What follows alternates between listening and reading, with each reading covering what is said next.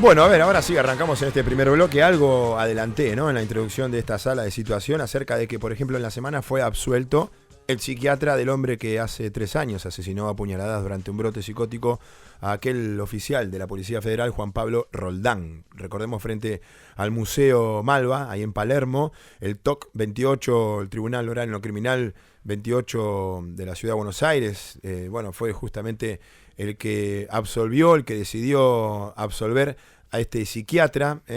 La decisión del juez Carlos Rengel Mirat recayó sobre el médico Jorge Alberto Monforte, de 71 años. Este médico, este profesional que había sido imputado en su momento por los delitos de abandono de persona seguido de muerte. Recordemos, por el asesinato en realidad por la muerte de su paciente Rodrigo Rosa. Él era su paciente, quien terminó siendo el asesino, y por el homicidio culposo, en realidad acusado por el homicidio culposo del policía, obviamente. Fue aquel hombre con esquizofrenia el que termina matando a Roldán, pero ese hombre con un problema de salud mental tenía un tratamiento y era seguido por un médico psiquiatra. Entonces la pregunta es, ¿por qué este hombre estaba en la calle? ¿Por qué este hombre mató a una persona? Si no era Roldán, era cualquiera de los comensales que estaban ahí en ese restaurante, en la vereda, en Figueroa Alcorta. Podría haber sido vos, yo, mi hermano, mi tío, mi mamá, cualquiera de ustedes que están escuchando. Y estuvo en la calle. Algo pasó. Por eso vamos a hablar acerca de la absolución y qué es lo que se viene aquí adelante con la abogada de Carolina. Carolina es la viuda de Juan Pablo, del policía. Ana Laura Palmucci, entonces, es la abogada a quien saludamos en esta sala de situación. Buenas tardes, doctora. Buenas tardes, Sebastián, ¿cómo estás? Bien, bien, bien, todo bien. Nosotros lo que hacemos acá en Sala de Situación es repasar incluso aquellas noticias que prácticamente quedan ahí en el camino, pasan desapercibidos. Nosotros estuvimos para TN, algunos medios televisivos, la agencia Telam, pero como quedó en el camino, lamentablemente, acerca de la absolución, ¿no? El juicio en sí, y ahora conocimos la absolución. Uno de antemano lo ve injusto. La verdad que yo no estuve en todas las audiencias, solamente en la última, eso no puedo evaluar obviamente.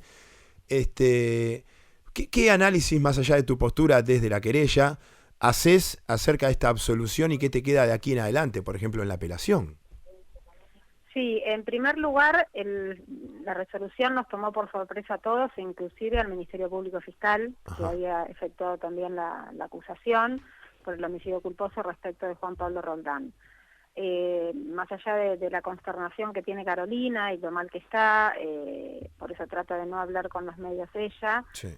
a nosotros nos queda un juez que no evaluó todo el material probatorio que estuvo agregado en la instrucción y que después se llevó a cabo en el debate, que no fue analizado en forma correcta, no fue soslayado debidamente.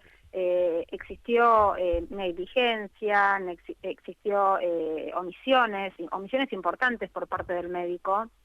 De hecho, el día anterior a conocerse el fallo, que yo en otra oportunidad que me entrevistaron no tuve la posibilidad de decirlo, el Ministerio Público Fiscal había agregado un escrito indicando, porque el médico Monforte explica en su declaración indagatoria que se leyó, porque fue la que fue brindada en instrucción, él no declaró en el juicio, se remitió a ese escrito. Uh-huh. Él dijo que había llamado a Vital para activar este protocolo de internación. Claro. Él había llamado a Vital manifestando que tenía un paciente descompensado, que tenía un paciente que no estaba bien, que quería internar, que él se ponía a disposición a mandar esta orden de internación vía WhatsApp. Pero esto sucedió el 27 de septiembre, cuando la familia viene alertando este desequilibrio que empieza a manifestar Rosa, principio de septiembre, y más precisamente a partir del 18, cuando el médico lo ve en forma presencial, a pedido de la familia. Y el médico, cuando lo ve, deja sentado en la historia clínica que Rosa deja de tomar la medicación. El propio médico tiene conocimiento que un paciente esquizofrenio, con un tipo de esquizofrenia paranoide continua, con delirios místicos, delirios persecutorios. A ver, los mensajes que él iba a dejar a la Embajada de Estados Unidos era porque creía que el ISIS lo perseguía. Una persona con una enfermedad, una de las enfermedades psiquiátricas más graves. Esto fue alertado, Claro. tal como lo declararon los dos hermanos, Ignacio y Gonzalo, en el debate, y fue la misma declaración que brindaron en la instrucción, semejantes, coincidentes y contestes, en decir, nosotros alertamos que no estaba bien, que tenía movimientos extraños, palabras incoherentes, actitudes violentas hasta para nosotros, porque el fin de semana anterior al hecho fue agresivo con la cuñada y con el propio hermano cuando le sugirieron muy sutilmente que tomara la medicación, que si no iba a terminar otra vez internado. Bueno, ahí él ya se violentó, empujó a la cuñada, medio amenazó de muerte.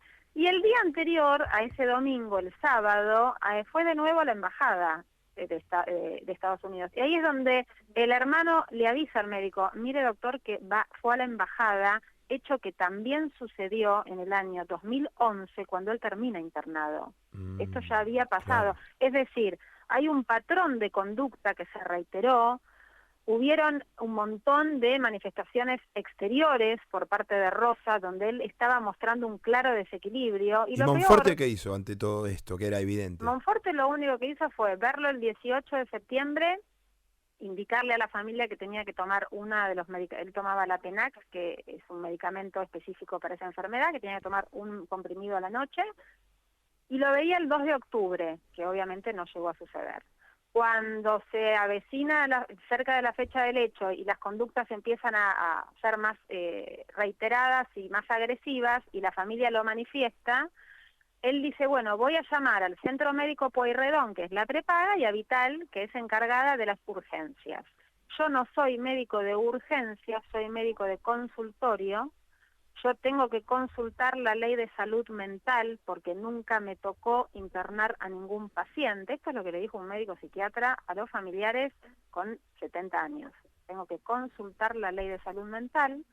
Y no estoy disponible el domingo previo al hecho, el 27, para poder ir a internarlo, porque yo tengo pacientes el lunes, que fue el día de los hechos, en San Miguel, y me desocupo a las 7 de la tarde.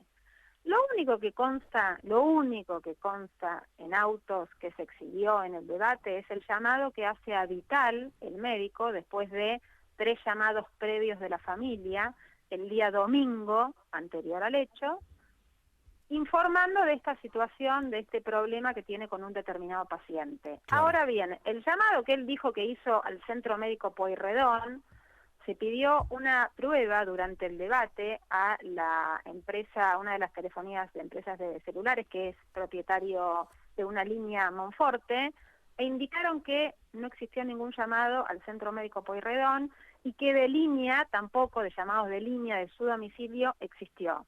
El juez esto no lo tuvo en consideración y es un escrito que presentó al Ministerio Público 2 días antes de dictarse la sentencia. Que sobre eso obviamente nosotros vamos a trabajar, al igual Claro. de todas las constancias que no se tuvieron en cuenta, ¿no? Los Veo testimonios.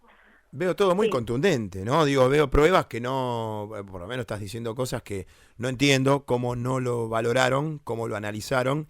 ¿Y qué opinás? ¿Por qué no fue tomado de esa manera esto? Muchas veces los casos mediáticos, no olvidemos que el doctor Rengel fue el mismo juez que dictó la condena de Lotoki, del Sí. doctor Lotoki. Bueno, condena de 4 años de prisión por lesiones graves de 4 personas que son querellantes. Yo tuve oportunidad de hablar con el Ministerio Público, que había solicitado penas de 8 años, y el juez simplemente dio 4 años de prisión. No lo inhabilitó provisoriamente, sino que la inhabilitación de Lotoki viene con la muerte de Silvina Luna. Entonces, la conclusión y lo que hablamos es que posiblemente los casos que son un poco más resonantes o no, tal vez no se involucra lo que se debe involucrar. Es una apreciación personal que tengo sobre el magistrado desde ya, ¿no? Uh-huh.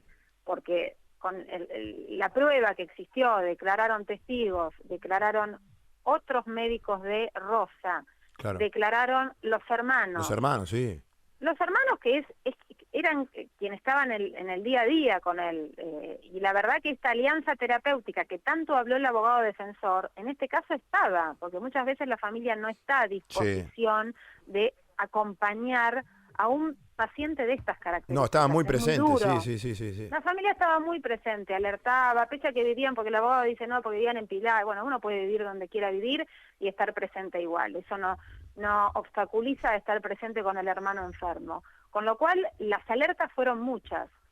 Y lo que menos comprendemos, que obviamente lo vamos a a plantear en la instancia de casación, es cómo tomando conocimiento de que 10 días antes del hecho deja de tomar la medicación, nada hace el médico. Yo entiendo que un médico no puede estar las 24 horas del día atrás de un paciente para que tome la medicación, por eso está esta alianza con la familia. Claro. Pero la familia le tuvo que decir a Rosa que tenía que tomar, porque el médico no se lo había dicho.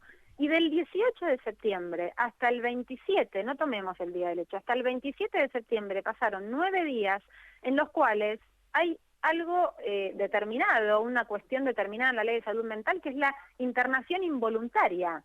Entonces, había cosas para hacer si Rosa no tenía intención de, obviamente, como pasa en la mayoría de los casos, de no internarse. Es muy complicado y muy burocrático el hecho de poder internar a una persona, Sí, pero sí. no es imposible. Uno se queda con la amargura de que fueron 2 muertes perfectamente evitables y nada se hizo desde el punto de vista del seguimiento y del tratamiento médico, hablo, ¿no?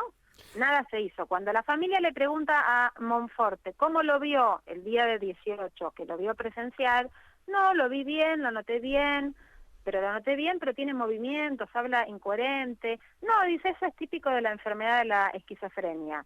Cuando declararon peritos psiquiatras propuestos por la propia defensa y del cuerpo médico forense, que indicaron que una de las medidas que hay que tomar cuando una persona empieza a tener actitudes extrañas es aumentar la medicación. Claro. Y en este caso se disminuyó, porque si uno ve la historia clínica, en el año 2015, en el 2015, Rosa tomaba 4 pastillas de la Tenax. Ahora, doctora, por último, Sí. en ese momento en que él no tomaba la medicación en los últimos días, él decidió no tomar la medicación. El Claro, paciente. sí, como todo paciente, sí, Claro, como y la se lo mayoría de los pacientes. y su familia se da cuenta por los primeros síntomas. Claro, y ahí es donde empieza a alertar al médico. Mirá Qué que no debe bárbaro. estar tomando la medicación porque tiene tal y tal actitud. Sí, exactamente. Qué bárbaro. ¿Cuánto tiempo hay que esperar para una segunda instancia ahora? El martes 3 de octubre van a estar considerando los fundamentos y a Claro. partir de ahí el plazo de 10 días para interponer el recurso de casación. Ajá, Sí, bien, eso bien, vamos bien. a hacer desde ya. Ana Laura Palmucci, muchísimas gracias por esta aclaración y vamos a No. seguir atentos con el tema, por supuesto. A vos muchas gracias por el espacio y buenas tardes a todos. Muy amable, gracias. Saludos. La doctora Palmucci, entonces, la abogada de la viuda, la abogada de la esposa de Juan Pablo Roldán, de Carolina Zambrano. Este tema no solo abre varios debates en cuanto a si es justicia o no, qué pasó, el debate, las pruebas, ya recién escuchamos a la abogada acerca de las contundentes pruebas que hay en contra de Monforte, que es el doctor psiquiatra que seguía a quien terminó siendo el asesino, sino que vuelve a poner aquí, golpeo, sobre la mesa la ley de salud mental. La gente que no entiende, por supuesto, y no tiene por qué, pero los profesionales, el propio médico Monforte dice que él mismo, el psiquiatra, no sabía cómo era la ley de salud mental y había alguien que debía ser internado. Había alguien que estaba mal, que estaba pensando que lo estaban siguiendo, que lo estaban persiguiendo, que tenía un problema de esquizofrenia y que en ese contexto mató a un policía.